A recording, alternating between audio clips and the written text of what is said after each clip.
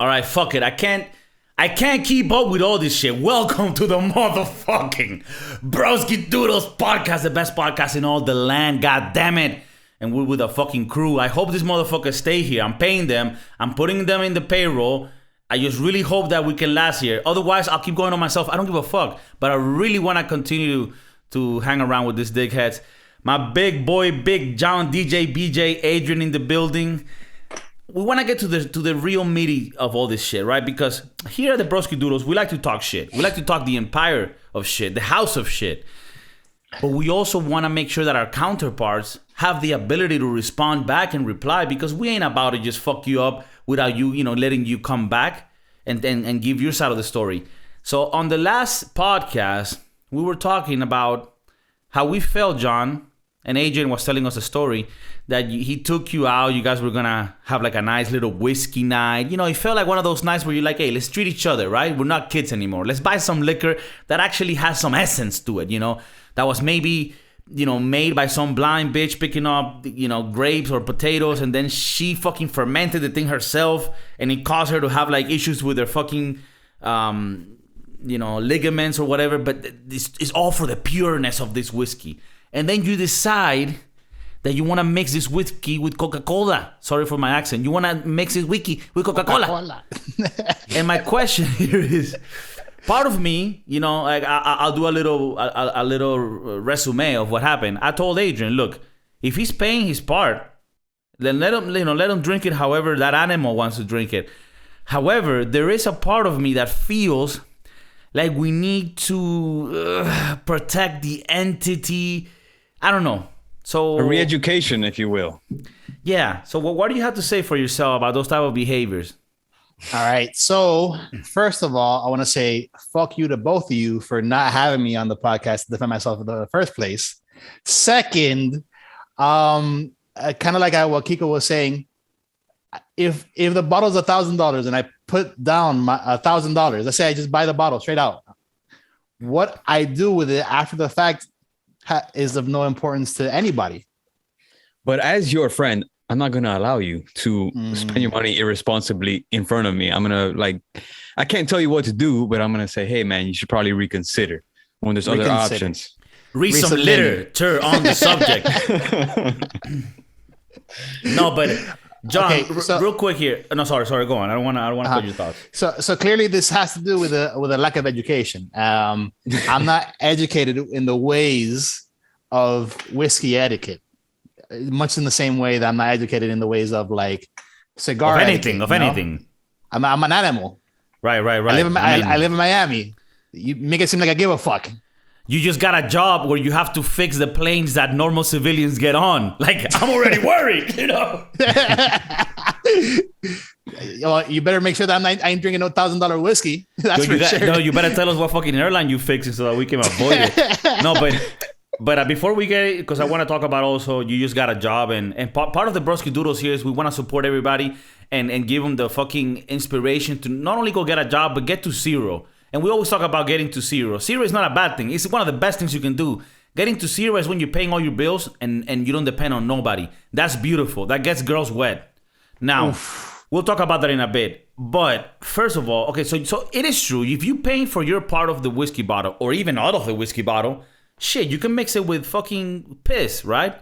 Yeah. Now, is there a desire in you to progress in a intellectual way so that when you get to places and you meet people, they look at you in a right, like, do you have any desire of growing as a person and enjoying the delicatessen of life how they're supposed to be enjoyed? Well, okay, now here's the thing. Here's the next thing. Why, with something as bitter as whiskey, why am I supposed to suffer through the taste of whiskey because it's supposed to be enjoyed without anything? What I prefer to have a mixer. I prefer to have mixed drinks versus straight whatever. Like, I don't understand why that is an issue or why that takes away from my, like social capacity or my ability to interact with other people or my education for that matter. No, and it's perfectly fine. But if you're going to spend so much money on it, you could achieve the same outcome that you want in cutting your whiskey with Coke, just don't spend as much on the whiskey, because at the end of the day, the Coke is going to overpower the whiskey flavor, unless you're just you really want a fancier cocktail. I see. Like, let me tell you, the point of spending X amount of dollars on a whiskey is to taste said whiskey. Yeah, it's not to show the people around you that you're worth more. It's not a social status thing. It's like, to really appreciate the taste of it. I mean, in our clan, we do it for the enjoyment that comes from it. Now, it's almost like in Venezuela, right? For people that don't know, we have a communist regime that has been there for 20 years over. And the people that are from those ilks, they are motherfuckers that are very uneducated, very ignorant about life. But because they got money real quick, they're new rich. They like to do things that rich people do. But because they're not there intellectually, they do it in a way that looks weird and that lets other people know, oh, you ain't about that life, right? For example, I've seen people in my country, and this could be a situation anywhere, where they go into a very expensive steak restaurant and then they ask for everything very well done, because in their mind, they're just asking for expensive shit because they think that's what they're supposed to be ordering. But really, they don't have the paladar to really enjoy and differentiate the different aromas from the steak and how it's supposed to be a little raw. So do you also, I mean, and this is, I don't want to judge you here, but do you also eat your meat very well done, or do you like it with a little blood in it? I mean, it has to be charcoal for me. Nah, you're fucking around. It's a whole rehabilitation process that needs to take place. No. There's no way. I can agree with the steak, with the whole like. I go for medium rare, like at most medium. That's the most that's the most cooked that I get it. Okay, so. But definitely for steak, it's different. I mean, for me, because food of is the different. taste. Because of the taste. I mean, how can you get it well done? Like that's basically, like I said, charcoal. Like, I don't. Are you starting to get the concept? No, because for whiskey, it's. I mean, okay, so with whiskey, okay, let's say hypothetically, I initiate by tasting it, by savoring it, and then I say, okay, I can appreciate the work that this person put in to create this said bottle of whiskey that's $1,000 or whatever. You don't have to patronize us, by the way, but yeah. But then after the fact, after I tasted it, I'm like, all right, I like it. Can I then mix it? Or I am not allowed to mix it whatsoever, period. End of story. No, because then it's like me going to, you can do to like a fancy restaurant. Stick the bottle up your ass. Would you take a girl, if you take a girl on a date, right, to a very expensive steakhouse, and she orders the steak and you want her to try it, and then she's like, but I'm going to have it well done. Would you Wouldn't take you her want to back? tyou tell that bitch, for that, just get the mozzarella sticks? And then let's call it, Hey, just get. Would you just look at her differently and then like just get the kitty nuggets and that's it. Just get the chicken tendies. Yeah. So I mean, like, no, because this is good. The fact that you actually know how to eat meat makes it a little bit easier for our re-education program, because it means that some part of your brain does get the concept for certain things, right? So we're just trying to translate that same behavior for other things. Would you be open, right? And again, this is coming off from a very humble place. Would you be open with Adrian? Because unfortunately, I'm not there to sort of, give my strictness to it. But I know that Adrian, being one of the Broskiedoodles over there, will make sure to make this tasting correct. Just to show you, like, okay. And then if after that you're like, no, guys, look, I have a paladar that just doesn't get to that point. I'll stick to Old English and meth. We get it, and we're not going to like judge you up for it. Oh man! But would you be open to at least try the experience? Because I would be open to try the experience, as long as they are also open to the experience of me making a mixed drink with the same whiskey. Well, the whiskey that I'm gonna get is for this tasting experience is gonna range from price from like a Jack Daniels to like $100 bottle. So you can go trying out each of them. and then start like savoring and getting the subtle hints and all that. So kind of like the hot wings thing where they did like different levels until they get to like the hottest one. But and after all that, if you still want to mix, then you're only limited to the Jack Daniels. Okay. But I mean, like here, the problem lies that part of us cannot allow you to mix really good Scotch whiskey that was made by blind women in Scotland with Coca Cola made by Indonesian kid. But now then, here's the other thing that here's my rebuttal. Part of me has to die for me to say, all right, I will take my whiskey neat for the rest of my life kind of scenario. Like I would have to now grow into like a 50-year-old adult or some shit like that. No, you will need to grow. You will need to grow into the adult John you should have grown into 6 years ago. Fuck. that's what I'm scared of. You know, you can't be drinking Smirnoff Ice and you're 35. You feel me? We need to. So I can't be drinking Four Locos and shit. Like, bro, at this age, you need to give your body things that a motherfucker can predict. If you give him Four Locos and 2 shots of tequila, and then you go back to what's the new one, the White Claw. It's like Red Bull with whiskey. Claw. He's like, you wanna stop your heart right away? On Long Island. Oof. No, but I think it's important to take a look at that, and I'm sure Adrian will take you through the tasting experience. And obviously, you know, at the end of the day, we're just fucking around with John. We love him and we respect whatever decision he has. But we do, as a person that loves him, it's funny, right? For people that listen, you really love this motherfucker? We love each other, but that's why we have this banter and this fucking around with each other because we want each other to grow. And I want to be honest with you, and this might make you feel better. Since Adrian left Spain, now I'm pressured into drinking more expensive wine because otherwise I feel like I'm drinking vinegar. Because this motherfucker came over here with this wine standard that he has now, which I don't know where he came from. I don't know if he did some monk session in the fucking Napa Valley, but he comes here. I bring him, bro, look, this is one of the best bottles that I've been drinking. He's like, this is shit. It costs $4 in the US. What the fuck is this? So I'm going through the same shit. You shattered his world. Yeah. I'm thinking like I was like this, bravado guy with the wine. Turns out, I'm drinking fucking vinegar, you don't drink it a lot. You're just not drinking quality. Right. When you're a drinker, you go for the quantity. Just because right now the money's not there. It has to be like, what is it that you're drinking for? Then like, are you drinking to enjoy it and to sit down and to just chill? Are you drinking to get fucked up? Are you drinking I'm just drinking to drown my thoughts. Right. To drown my thoughts. Yeah, nothing. Anything that can shut off the fucking CPU.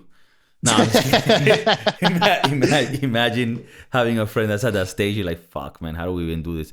No, but John, I want to make it very clear for people that we're not picking on John or anybody. John is a good sport, and we fuck around with each other, and that's part of it. But I just want to clarify there because in this world of wokeness, I'm just gonna say it once. Now, if you didn't hear it this time, you're fucked. But but we're interested because recently you got a job, and right, and I find it so interesting and very peculiar the way that when you start a job, you have to get to know the new people, the new system, the new procedures, and that all comes with all sorts of obstacles and situations and dynamics. So how's you've been for a week now, right? Since Monday. So it's today's Thursday. So it's today's 4 days. Tomorrow's your last day of the week. Okay, yeah. So how in general, how's it been, your experience coming into this new job? It's definitely very interesting. It's something to get used to. I haven't been working since March of 2020. And it's different. Part of the thing that I almost 2 years. Almost 2 years. Part of the thing that I'm still trying to get used to is having to wear the mask all the time, everywhere. Damn, that's got to be tough because it's just manual labor all day, right? Yeah, yeah, and not only that, like it's just and then manual labor and standing up most of the time, and with the mask, and then people around you. It's What is gotten it to the that you point do where at your it's job so worse, that people can have a worse. little bit of context? It's starting to hurt. Um, Basically, I'm working at this company called IAG, where we repair and prepare engines for the 767, 777. We also work for work on engines that go on Airbus 300s, and the 11s, and These are all commercial flights, airplanes. these are high capacity mid range flights. So like The fuck does that mean? basically like it produces a lot of power for a medium distance. So like let's say for example from the U.S. to like Latin America, like the U.S. to Canada, the U.S. to like Mexico, Okay, so less than 5 hour flights. basically like I think five to seven or something like that maximum. Maximum. But it's a very large plane meant to fit a large amount of people. So okay, like so this means that you have a lot of 300 people, Mhm. in your hands. Mm-hmm. Okay, and well, I mean, for people, this is not the first job that I mean, it's not like they hire you like, hey, what's up? Like you've been doing this for a you bit. like planes? Hey, you like you like taking shit apart? Let's go. You like to fly high? Come work with us. Go with a screwdriver? Come here. You like working outside? Come on, work with us. I have over 12 years of experience in doing that. So like it's not something that I just did overnight or like I took a course online. No, say it loudly because some people listen to the Broskiedoodles and they think, okay, these motherfuckers probably serve tables and flip arepas, which is totally fine. It's very honorable, and I've done it. I'll probably do it in the future. But we have people here that think that have skills. Adrian is a trainer. He also works for marketing for hotels. Fucking Big John is working on the airplanes that you fly from Miami to Las Vegas. What the fuck do you think the Broskiedoodles is? You think we're here just fucking touching each other's buttholes all day? Whoa! Not all day. That's for the OnlyFans. That's for the fucking paid Patreon. The Patreon.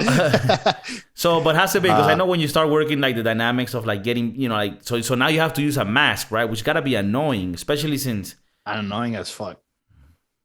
Yeah, no. Luckily, like the first couple of weeks is gonna be training. They're training me how to do it because it's a new engine that I haven't worked on before. So mostly when you start off, they always put you to disassemble, to tear down. So there's not that much pressure of like, oh, you build this up wrong and now there's a problem, because you need to have oversight. You need to have somebody training you. You need the trainer to have a supervisor, make sure that you're doing the work correctly. And you have to have like a manual. You have to have some like a guideline of what you're supposed to be doing and the steps to follow. After that, it has to go into inspection, blah, blah, blah, blah.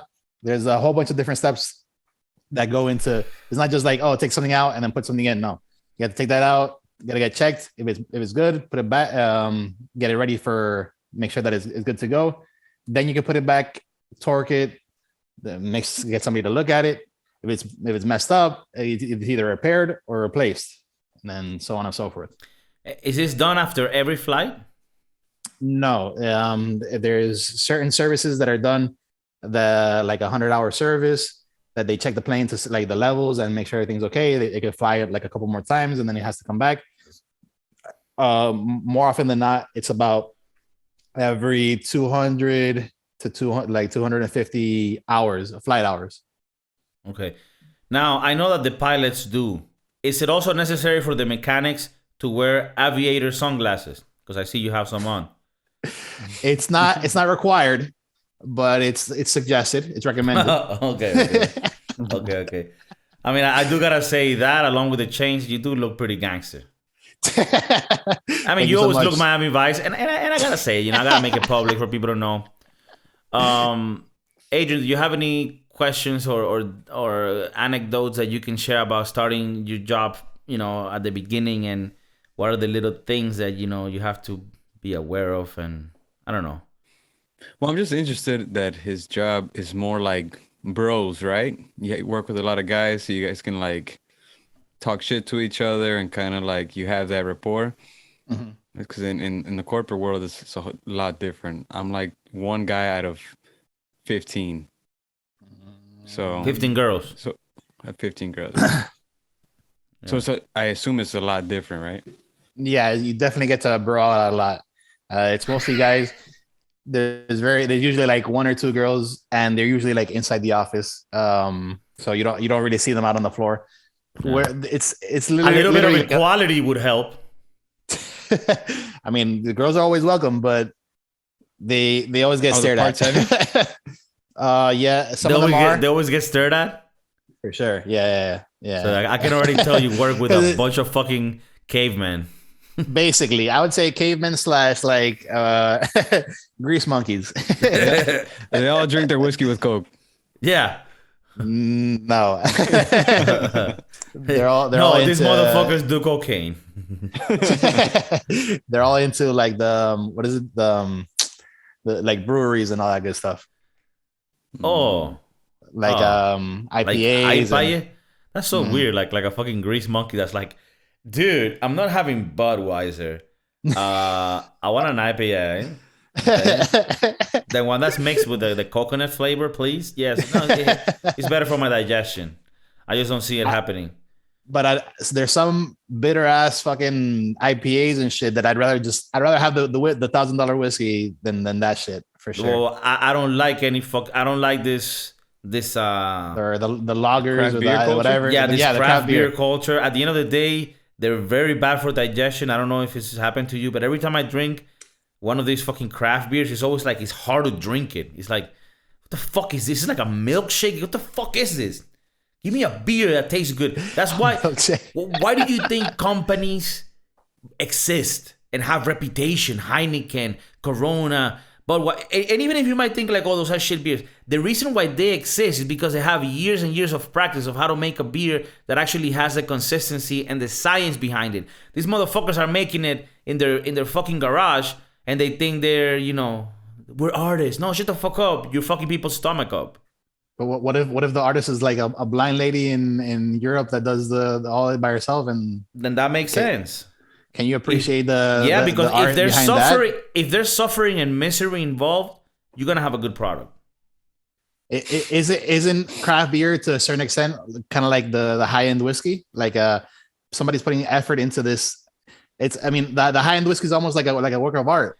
No, yeah, but the high end whiskey that's be open like to interpretation. No, this is how it is. The high end whiskey. Craft doesn't make it better. Yeah, the word craft doesn't make it better. Does it make it better? The word craft does not make it better. It's just it makes it unique. Local.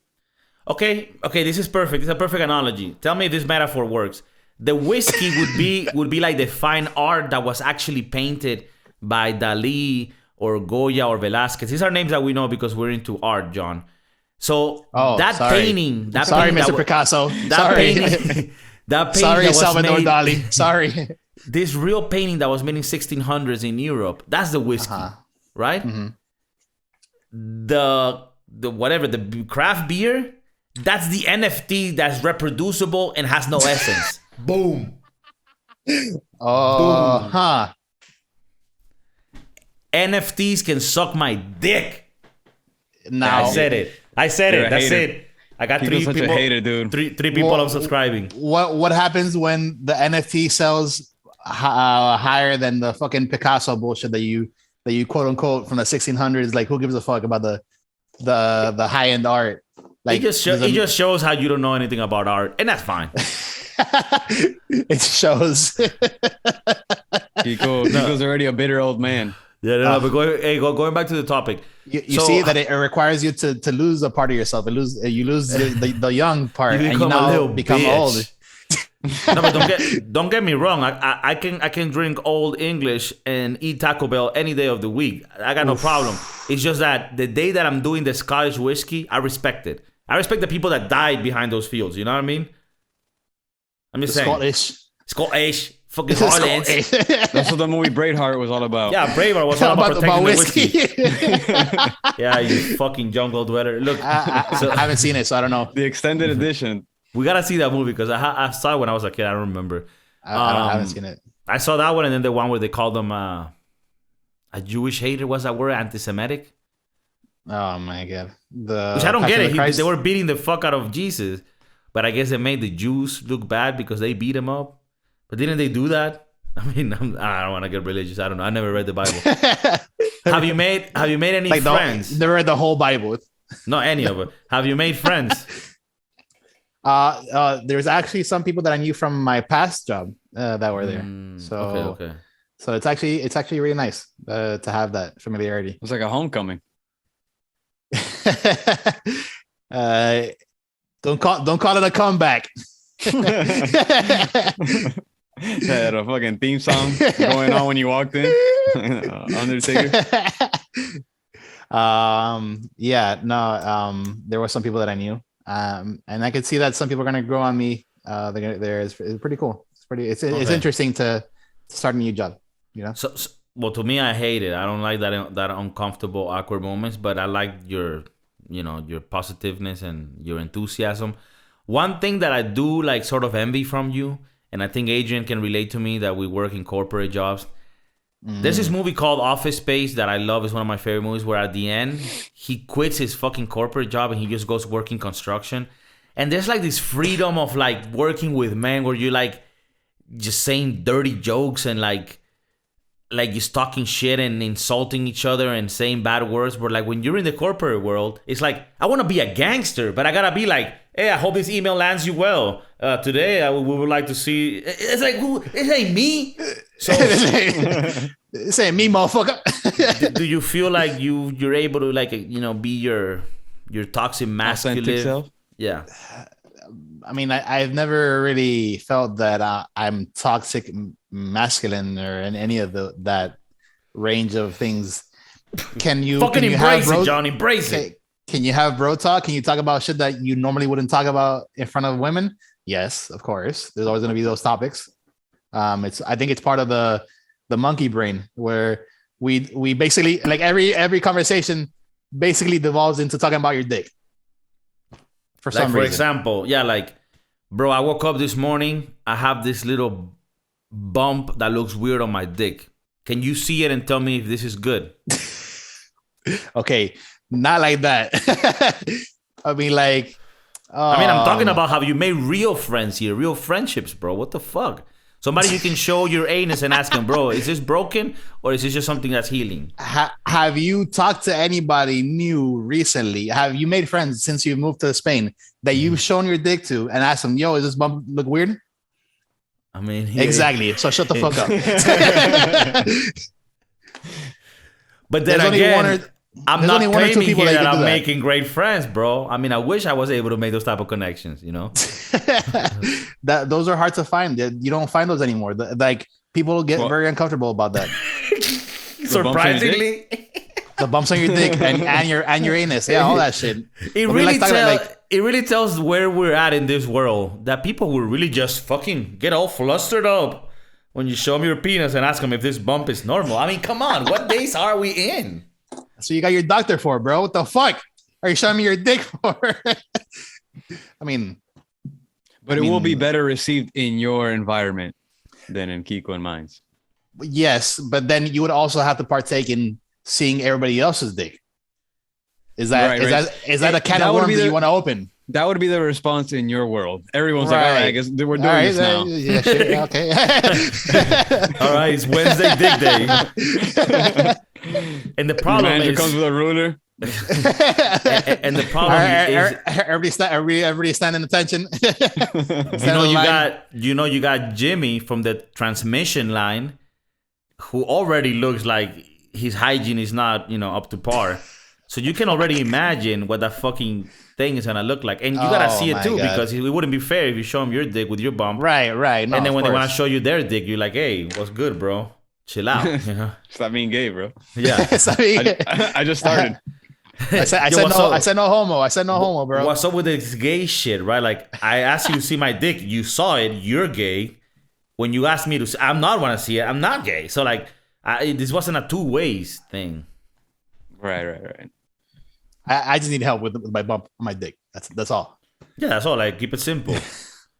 Have you had this in the it's a past? medical issue. Don't tell anyone about it. You know, we're trying to here to save. I'm trying to save my deductible. I'm not gonna go to the doctor for some fucking little bump. I didn't even got insurance yet. Come on, bro, help me out. But even if you did, are you gonna waste your deductible on asking your doctor about a little bump there that could very easily just not be anything? You know what I mean? Yeah, gotta stop being such a pussy. Yeah, man. Hey, bro, you know. We can't use those words around here, bro. Bro, you know one time, yo, this is crazy. I've had like 3 large beers tonight before I came here, so this is gonna help me say this. But one time, bro, I had like this little, I don't know how you call it. I mean, when you get like a rash in your mouth and you get like a little, I guess it's like a little herpes. I mean, to be on the real side, just a little bit, just a little bit. I mean, it's not herpes, but it's not herpes, but it's like herpes light. You know, like when it's really cold or something, you might get your lip to have like a little cold sore. Like a cold sore, right? Yeah, like herpes. Yeah, it's like a herpes. Well, I mean, here I had a cold sore. Herpes. No, it's fucking herpes. Yeah. I mean, from what I hear, here they told me that you got herpes like that. I'll never leave your body. So I had the cold sore, and I remember being like 18, 19, and I was going out that day with some girl, right? And I was like, "Fuck, how am I gonna go out with this?" And like we're trying, I'm trying to do the damn dirty thing. This is before mask, right? Yeah, this is like when I was 18. Yeah, like 15 years ago or more. Uh-huh. So, we go out, we smoke, we drink, and then we go back to my crib. And like this girl. Hold up. You guys smoke together? Oh my God. Yeah. So you gave her. So no. You gotta listen to this story. So we're like, doing, getting to know each other. But I mean, we already knew it, but getting to know. And then we start making out. But before we start making out, I get ahead of myself and I tell her, look, as you can see, I have this wound, but this is just this wound. I was playing football. I was playing football, and some guy just hit me. So that's why I just had a little bit injury there. So, but don't mind that, right? Like, don't mind it. We can kiss. I just gotta use the other, like the little side, this side of my lip. Oh my God. And she did it? She accepted it. I really hope she doesn't listen to this podcast. No, she accepted it. And we ended up like kind of hooking up. But me just kissing her with like half of my lip. And I don't know, for some reason, I just stuck at some. Yeah, I was like, don't worry. This just had a stroke. This is just a little wound. Don't worry about that. Don't worry about the fucking infectious open wound there that you see there. So I don't know. I just thought that was... And then 2 weeks later, she shows up with a wound. Like, no, this is my friend hit me with the door.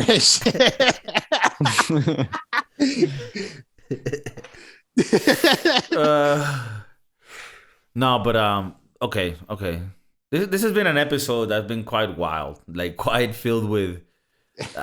I'm gonna have a hard time putting a title to this episode because I don't even know what the fuck we talked about.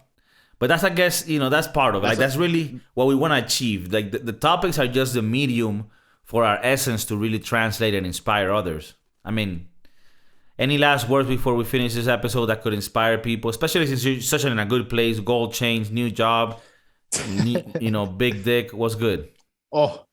Hashtag get to zero. Most important thing, definitely. Just keep going forward, keep putting through. Sometimes it's always darkest right before dawn, and you get to a really dark place in your head, but you can't see past what's in front of you if you don't look beyond. Sometimes if you only focus on the obstacles, you keep running into obstacles. But if you focus on the path, then you keep running into the path. I'm not even gonna make fun of that. That's Winston Churchill for you right there. And that brings us to our next topic. Don't do drugs.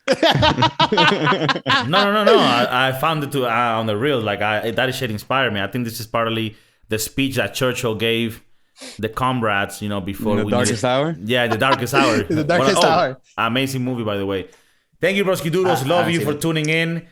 Thank you for always fucking being here. As you can tell, every fucking week 2 episodes are coming out. This shit is getting wild. And I ain't gonna stop. I don't even care if this shit makes money. I don't give a fuck. I'm gonna keep continuing to do this.